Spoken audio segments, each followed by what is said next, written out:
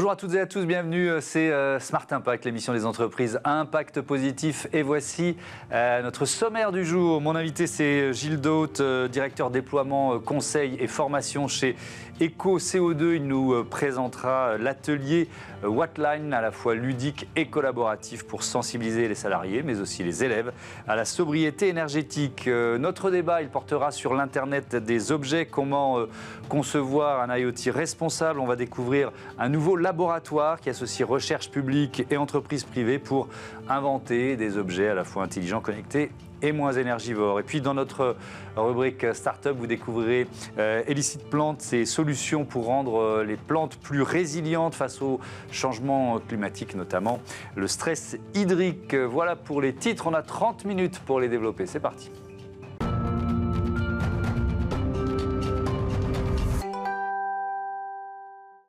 L'invité de Smart Impact, c'est Gilles Daute. Bonjour. Bonjour. Bienvenue, vous êtes directeur déploiement conseil et formation chez Eco CO2. On va parler de sensibilisation à la sobriété énergétique. Mais d'abord, présentez-nous Eco CO2. Donc Eco CO2, on est une entreprise qui a été créée il y a 15 ans. Alors comme le nom l'indique, à l'époque c'était surtout pour réduire le CO2, réduire les émissions de gaz à effet de serre, aider les entreprises là-dessus. On s'est très vite orienté sur des programmes environnementaux avec le ministère de la Transition écologique et l'ADEME. Et depuis maintenant 4-5 ans, on se déploie très largement sur les sujets climat, dernièrement les sujets RSE, ESG, la CSRD, et un très fort sujet également sur toute la partie formation, animation, sensibilisation des personnes. Alors justement, vos métiers, on va beaucoup parler de formation, de sensibilisation, mais c'est aussi du conseil ? C'est aussi du conseil, absolument, tout à fait. Donc c'est accompagner une évolution des modèles notamment. Une évolution des modèles, alors une évolution des modèles pour les entreprises, une évolution des comportements également pour les individus. Donc ça c'est important aussi d'avoir ce double enjeu. Et donc vous avez lancé l'an dernier, 2023, un atelier qui s'appelle l'atelier Whatline, alors donc qui doit être monté en puissance depuis. De quoi il s'agit ? Alors, en fait, on est parti du principe de se dire, au moment de vraiment le focus sur la RSE, la responsabilité sociale des entreprises, de se dire qu'il y a toujours un impact à se dire. Les entreprises, c'est bien, ont un rôle à jouer de manière globale, mais les individus aussi. Donc, l'idée de Whatline, c'est de partir sur une responsabilité sociale des individus, en se disant que l'un ne va pas sans l'autre et que, en fait, pour qu'une entreprise puisse vraiment s'approprier tous les enjeux, chaque personne, en fait, doit aussi pouvoir agir de son côté. Donc l'idée, c'est de se poser, nous tous, là, des questions sur la sobriété énergétique au bureau, quoi, quand on travaille. Voilà. On part du sujet que la technologie ne sera pas la seule à nous sauver. C'est-à-dire qu'on ne doit pas remplacer tous les appareils que l'on a par des appareils moins énergivores, mais aussi changer nos comportements. L'atelier Whatline est un atelier de formation et de sensibilisation sur le thème du jeu, où on a des cartes que l'on propose à tous les participants pour justement qu'ils puissent les placer. Ces cartes. Là, vous êtes venu avec des cartes. Allez, on joue. Allez, j'adore jouer. Donc j'ai ici, voilà, quelques trucs. On pourra. Alors, montrez-les assez haut pour qu'on les voit. Voilà. Donc là, par exemple, cette carte, laissez la lumière allumée toute la journée. Oui. Bon. Voilà. Okay. Donc en fait, il y a un plateau de jeu, alors que je n'ai pas avec moi ici. Mais l'idée, c'est de se dire, la première chose, c'est de se le dire. Bon, c'est la première, donc on va la placer sur le plateau. Ensuite, on peut discuter, il y a toujours des informations à discuter sur ce point-là, et on voit que laisser la lumière allumée toute la journée, c'est 0,15 kWh. D'accord. En termes de consommation. Et ensuite, il y en a une deuxième, et les participants, un peu à l'image du jeu Timeline, doivent le placer à droite ou à gauche pour dire... est-ce que c'est plus ou moins énergivore ? Exactement. Okay. D'accord. Et en fait, chacune des cartes aussi a l'avantage d'avoir une explication, un détail, et donc favorise les échanges avec tous les participants. Et donc, on apprend il y a des surprises, j'imagine.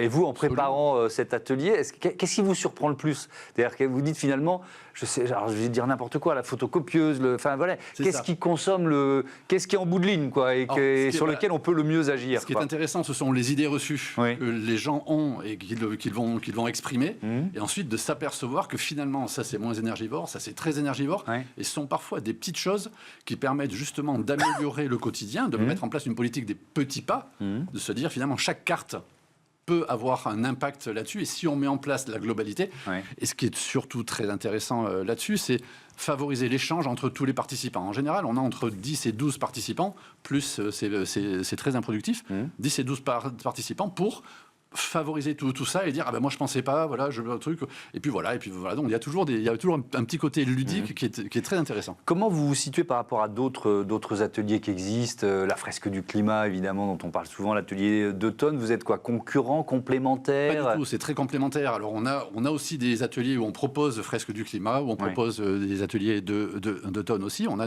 nos experts qui connaissent bien et qui sont animateurs de ces sujets-là.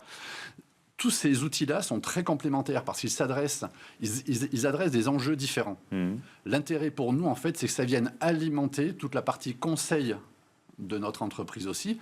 Conseil quand on coach des entreprises, quand on améliore, que ce soit sur des stratégies climat, que ce soit sur du carbone, que ce soit sur de la RSE au sens général. Ce sont des outils qui viennent en plus et qui, quelque part, accrochent aussi nos clients. Et je vous avoue qu'ils aiment beaucoup se dire on va faire un atelier pour tous nos collaborateurs, parce que souvent quand on coach une entreprise, on va s'adresser à 1, 2, 3, 10 personnes maximum, mais là ça permet de démultiplier les actions aussi. Il faut forcément que ce soit ludique?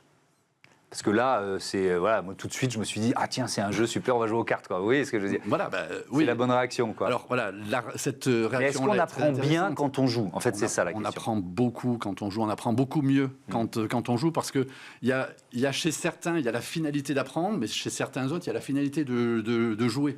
Et en fait, il y a des mécanismes psychosociaux qui rentrent en ligne de compte et qui font qu'on apprend beaucoup plus. On a créé ces jeux-là avec des docteurs en sciences humaines, justement, pour apporter cette connaissance en plus de ce côté jeu. Il y a aussi un autre enjeu dont on parle assez souvent dans cette émission, alors plus avec des spécialistes de la communication, du marketing, de la publicité, mais c'est le récit.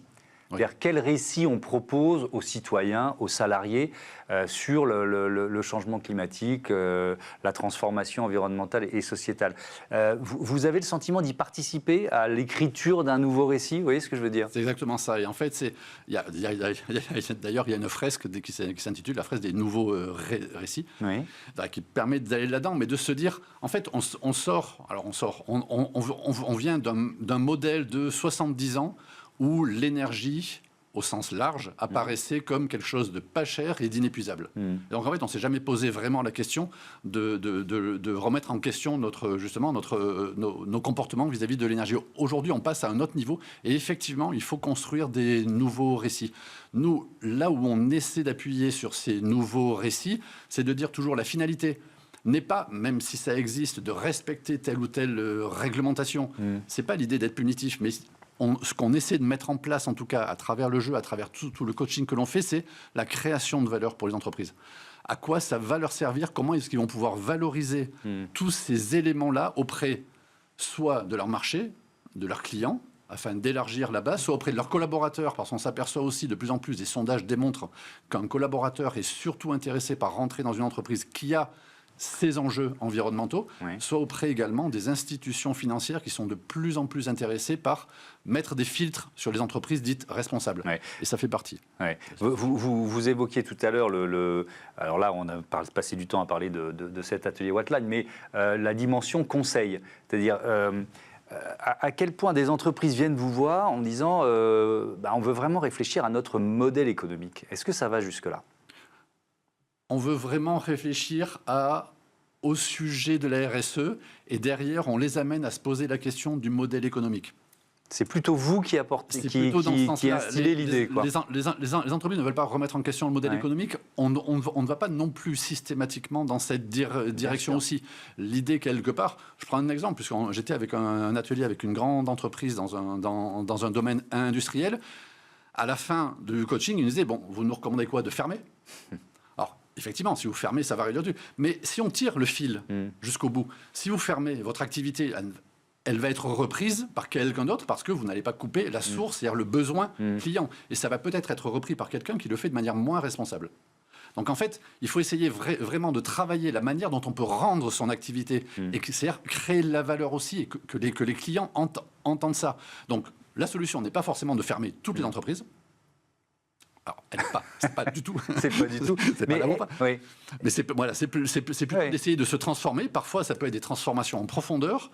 Parfois, ça peut être des transformations du modèle et de se dire, d'orienter le modèle et le discours et le récit de l'entreprise. C'est toujours important de revenir sur ce sujet de récit, de raconter l'histoire de l'entreprise et de s'inscrire dans l'évolution. Merci beaucoup, Gilles Doat, et à bientôt sur Bismart for Change. On passe à notre débat, comment concevoir, inventer des objets intelligents moins énergivores. Retrouvez le débat de Smart Impact avec Veolia.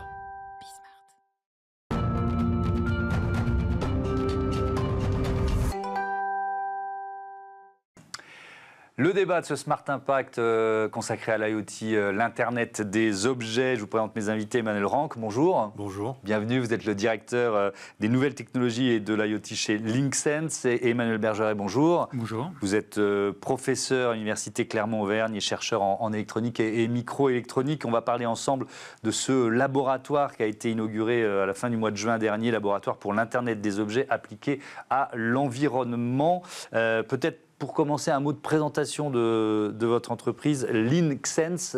C'est quoi votre métier? Alors tout à fait, donc Linksense historiquement c'est la microélectronique, donc un des leaders mondiaux dans tout ce qui est capteur RFID et tout ce qui est micro-connecteur de carte bancaire. Donc ce qu'on dit régulièrement, c'est que 80% de la population mondiale dispose d'une carte bancaire et donc d'un produit Linksense dans sa poche. Vous êtes au cœur de l'IoT, de l'Internet des objets, ou c'est une petite partie de votre business? Alors, ce n'est pas le métier historique de Linksense, bien sûr, mais c'est vraiment une volonté de diversification et d'utiliser le savoir-faire historique de production pour développer des nouveaux capteurs. Effectivement. Et donc, on va se poser ces enjeux finalement de sobriété énergétique de l'IoT.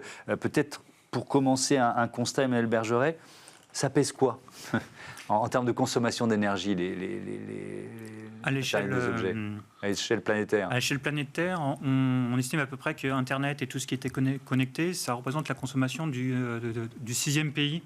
Si c'était un pays, le 6e pays, la consommation d'un pays. D'accord, ce serait le 6, on serait en rang numéro 6. Numéro 6 sur le. Voilà. J'ai trouvé ce chiffre de plus de 40 milliards d'objets d'IoT prévus fin 2025. Donc c'est là, quoi. Et en y plus, est presque. C'est encore en train d'exploser. C'est-à-dire que là, avec la miniaturisation, la diminution de la consommation, on arrive à des chiffres qui vont être astronomiques. Alors, bon, j'ai pas exactement les chiffres du nombre de. Mais la croissance est exponentielle, voilà, c'est ça qui est important. Et du coup. D'où l'importance de vraiment faire attention à la consommation de ces objets par la suite. Évidemment. On parle de quels objets d'ailleurs? Parce que c'est très très vaste, mais on parle de quels objets? Alors, dans ce qui nous intéresse ici, nous, on s'est focalisé sur nos travaux, puis ce qu'on a entrepris ensemble, sur tous les objets connectés qui vont servir à monitorer l'environnement. Puisque l'environnement, c'est une préoccupation assez importante pour beaucoup d'entre nous. Et on ne voudrait vraiment pas qu'effectivement, on décide de mesurer, d'instrumenter, ça coûte encore plus cher et que ça dégrade encore plus la situation. Donc, effectivement, nous, on se focalise un petit peu sur les travaux qu'on a entrepris ensemble avec Emmanuel, sur tout ce qui est IoT appliqué à l'environnement. D'accord, effectivement, soyons cohérents. Si on veut des objets connectés intelligents pour améliorer l'environnement, qui soient les plus sobres possibles. Et puis ensuite, on peut imaginer que ça servira à l'ensemble des objets connectés. Vous venez donc de créer, c'était au mois de juin dernier, cette IoT AE Lab, donc je vais le dire en français, laboratoire pour l'Internet des objets appliqués à l'environnement. Déjà, on peut expliquer, Emmanuel Ranck, le principe. Donc, vous en êtes l'incarnation, c'est une collaboration publique-privée, c'est ça? Exactement, ouais. Donc c'est vraiment quelque chose de très innovant et de très intéressant pour à la fois l'entreprise, en tant que développeur d'innovation, mais également l'organisme de recherche pour mettre en commun des savoir-faire, mettre en commun des technologies.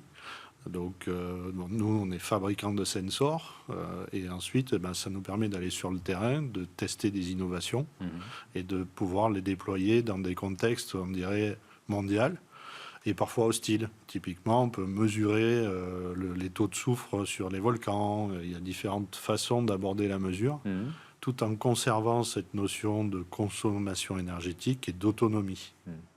Voilà, c'est vraiment ces cadres-là qui sont intéressants. Et l'aspect modulaire aussi de l'électronique. On a un engagement aussi de réutilisation des objets. et de ce qu'on appelle, nous, sustainability. Et c'est vraiment très important pour nous de pouvoir réutiliser l'électronique, la rebrander dans d'autres contextes et être capable de... Qui finance? Là aussi, c'est un financement public-privé. J'ai vu qu'il y avait l'Agence nationale de la recherche qui était dans la boucle. Tout à fait. Donc, il y a un financement Linksense, un financement de l'ANR.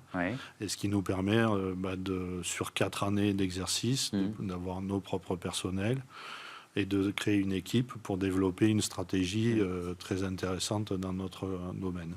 Emmanuel Bergeret, comment vous... Donc, peut-être pourquoi 4 ans, ou alors c'est d'abord 4 ans et puis ensuite on verra, c'est quoi l'idée? Alors c'est d'abord 4 ans et puis pas après on verra, mais on est déjà en train de préparer la feuille de route pour la suite. D'accord. Voilà sur ces choses-là. Et puis effectivement, comme vous l'avez dit, on voudrait démontrer des choses dans ce contexte spécifique d'objets autonomes en milieu compliqué. Et puis après, aller plus loin dans l'IoT et puis explorer d'autres voies. Pourquoi l'association publique-privée est importante? Alors parce qu'entre une idée et puis une réalisation et une fabrication, là on a besoin pour l'IoT d'aller jusqu'à la fabrication. Il y a tout un tas de corps de métier, je dirais, de possibilités. Et en plus il y a pas mal de mouvements en ce moment. On entend beaucoup parler de l'intelligence artificielle, des communications satellites. Il y a beaucoup de choses comme ça. Le travail du chercheur, c'est un petit peu de regarder un petit peu toutes ces idées, de réfléchir à tout ça, et puis un petit peu se dire, tiens, on peut concevoir quelque chose. Après, travailler avec une entreprise privée qui a le moyen de dire, attention, là, ce que tu es en train de penser, il va falloir faire comme ça et tout ça, d'avoir les ingénieurs derrière, les chaînes de production, et puis un groupe comme Linksense, c'est aussi la possibilité d'avoir des capteurs un petit peu spécifiques, des choses qui viennent d'ailleurs. Et du coup, il y a besoin des deux pour réussir à aller jusqu'à l'objet concrètement depuis l'idée. Oui, votre objectif, c'est vraiment de créer des nouveaux objets, de ne pas seulement être dans la recherche, je ne sais plus quel est le terme, élémentaire ou la recherche pure, quoi. C'est d'arriver à la création d'objets. Je vais poser la question qui fâche. À la fin, il y aura quoi? Il y aura un brevet commun Oui, ça peut passer par effectivement des notions de brevet. On a des objectifs clairs aussi de cas d'usage, ce qui est très important. C'est par exemple la forêt et la détection d'incendies en autonomie complète. Donc c'est un exemple. L'analyse de l'eau, l'enjeu de l'eau, on le connaît tous aujourd'hui, dans sa qualité, dans sa préservation. Donc il faut être capable demain d'apporter de l'instrumentation de mesure pérenne et qui ne consomme pas de l'énergie. Donc c'est vraiment tous ces aspects qui sont importants. Je reste dans la dimension business, donc je reste plutôt avec vous. C'est une demande de vos clients? Ah oui, bien sûr. D'avoir des objets connectés moins énergivores, notamment dans ces environnements-là. Bien sûr, parce que les applications qu'on va retrouver sur le terrain sont très accessibles sur l'application industrielle. Donc l'IoT est beaucoup industriel aujourd'hui, très orienté logistique, très orienté tracking, mais également mesure en milieu industriel. Et c'est vrai que tous ces savoir-faire qu'on va gagner aujourd'hui sur ce laboratoire vont nous permettre demain de proposer des innovations. Emmanuel Bergeret, j'aurais pu commencer par là. Qu'est-ce qui rend un objet connecté, un objet intelligent, énergivore en fait? Parce que nous, on voit le capteur, on se dit c'est tout petit, ça ne doit rien consommer. Donc qu'est-ce qu'il y a derrière, quoi? C'est ça ce qu'il faut expliquer. Alors, sur tout ce qui mesure l'environnement, ou même les objets du quotidien qui font des mesures, on a tendance à remonter beaucoup d'informations. Donc qui dit beaucoup d'informations dit beaucoup de communication. Il faut savoir que la chaîne de communication, alors à la maison, on pense beaucoup au Wi-Fi ou au téléphone portable ailleurs. Voilà, c'est la communication sans fil qui coûte de l'énergie.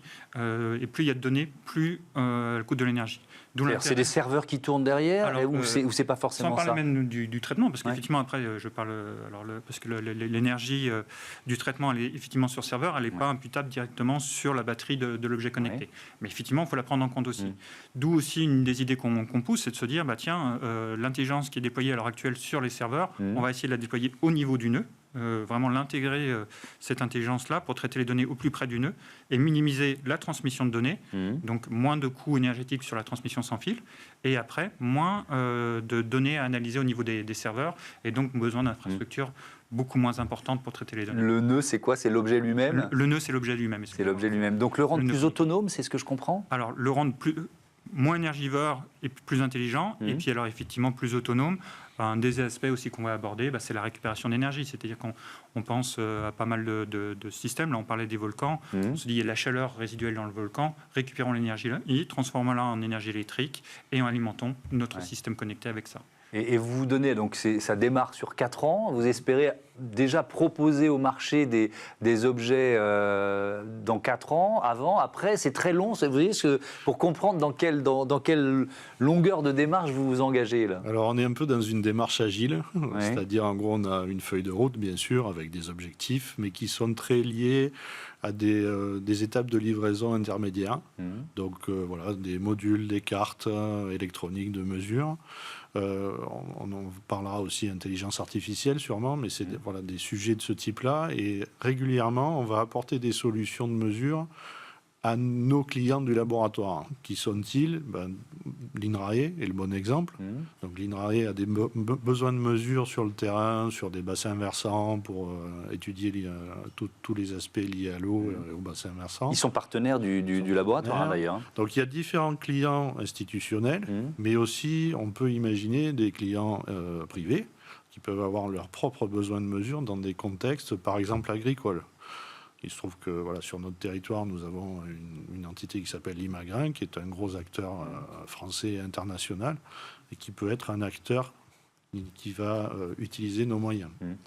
Ce laboratoire, il est basé en Auvergne-Rhône-Alpes. Ça veut dire que ça a un impact sur quoi? Les entreprises qui vous accompagnent, l'écosystème, l'emploi local. Il y a aussi cette dimension-là qui rentre en jeu. Alors le gros point fort de l'aspect local, c'est que sur Clermont-Ferrand existait une fédération de recherche en environnement qui recoupait beaucoup de laboratoires avec beaucoup de compétences. On a parlé de l'INRAE, mais il y en a différents autres, et qui permet de s'appuyer sur une expertise à la fois sur l'analyse des données, mais aussi sur les besoins de terrain de collecte des données. Et ça, c'est un des grands points forts, avec un terrain d'expérimentation, que ce soit l'Auvergne, qui est immense. Voilà, et puis, vous avez un super terrain de jeu, si j'ose dire. Exactement. Est-ce qu'il y a des initiatives similaires, concurrentes d'ailleurs, qui existent, je ne sais pas, ailleurs en Europe, à votre connaissance? Alors en Europe, oui, je pense. Forcément, il y a beaucoup d'initiatives, je sais, aujourd'hui en Allemagne, sur tout ce qui concerne l'environnement. Mais c'est vrai que voilà, nous, en tout cas au niveau français, au niveau de l'ANR, nous sommes les premiers à proposer un projet autour de l'IoT. Voilà. Ça n'avait jamais été fait. En France... on va terminer là-dessus. Est-ce qu'on a mis la charrue avant les bœufs? C'est-à-dire, vous voyez ce que je veux dire? On s'est rendu, alors c'est des progrès, mais dépendant d'un certain nombre d'objets sans se poser les questions que vous vous posez aujourd'hui. Oui, c'est vrai que c'est l'impression un petit peu que ça donne, c'est-à-dire qu'on a voulu connecter, remonter des données, et on avait même, je dirais, pas les moyens d'analyser la quantité de données qui arrivait. Alors là, on a investi maintenant dans les serveurs, les choses comme ça, mais effectivement, on allait très vite, alors c'est bien, mais maintenant, on est dans la phase de réflexion et d'amélioration de ces choses-là. Il faut travailler sur la réflexion sur ces aspects-là. Et c'est à ça que sert ce laboratoire pour l'Internet des objets appliqués à l'environnement basé à Clermont-Ferrand. Merci beaucoup, merci à tous les deux d'être venus nous le présenter. On passe à notre rubrique consacrée aux startups éco-responsables.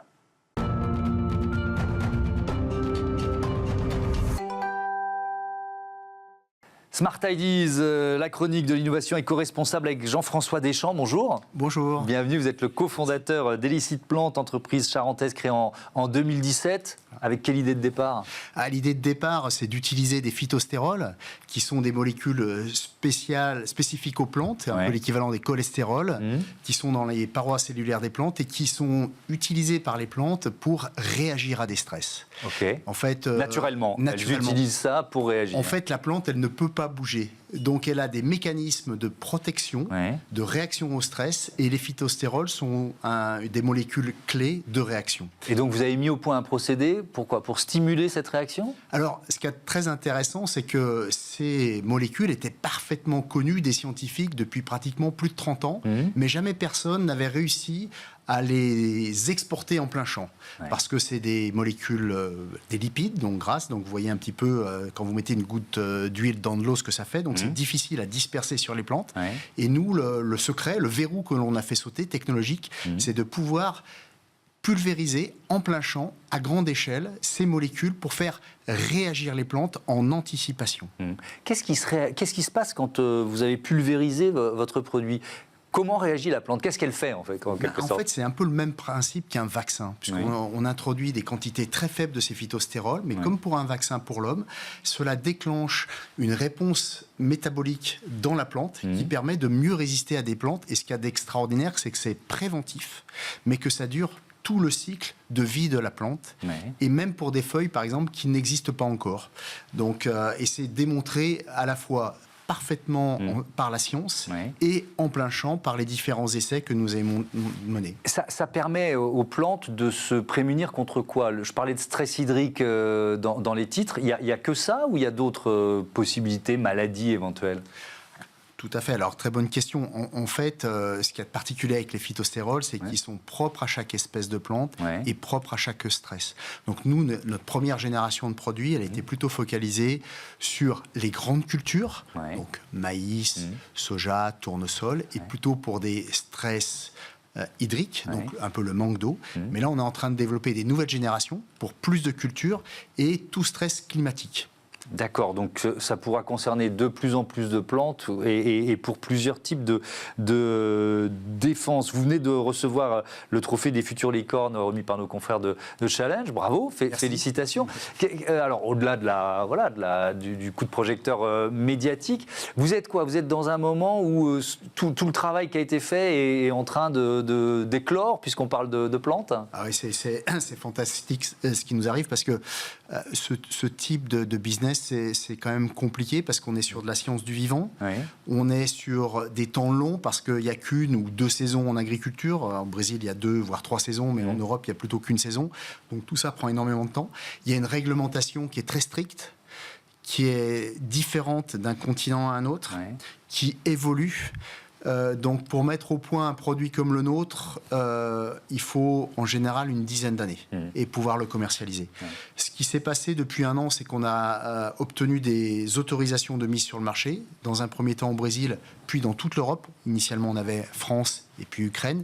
Et donc là, on est en phase de commercialisation à grande échelle sur tous ces pays. Avec une levée de fonds dans les tuyaux, c'est ça? Voilà, on est en train de finaliser une levée de fonds pour accélérer notre développement à l'international, avec l'objectif de faire une centaine de millions d'euros de chiffre d'affaires assez rapidement. Votre entreprise, elle est labellisée Lucie 26000, qui est un label de quoi? D'éco-responsabilité, on peut dire ça comme ça? Tout à fait, c'est le pendant d'une certification ISO 26000, qui a une responsabilité sociétale et environnementale pour la société. Nous, notre fierté, c'est dans notre business model, c'est qu'on reverse 3 fois plus de valeur créée aux agriculteurs. C'est-à-dire que quand on gagne 100, l'agriculteur, nous, il gagne 300. Et ça, c'est très important parce que les agriculteurs sont les premiers exposés aux impacts du changement climatique sur la planète. Et ça, c'est vrai partout sur la planète, en France, dans les pays de l'Est, mais aussi au Brésil, en Chine ou aux États-Unis. Merci beaucoup, Jean-François Deschamps, et à bientôt sur Be Smart for Change. Voilà, c'est la fin de ce numéro de Smart Impact. Merci à toutes et à tous de votre fidélité. Je vous dis à demain pour une nouvelle émission.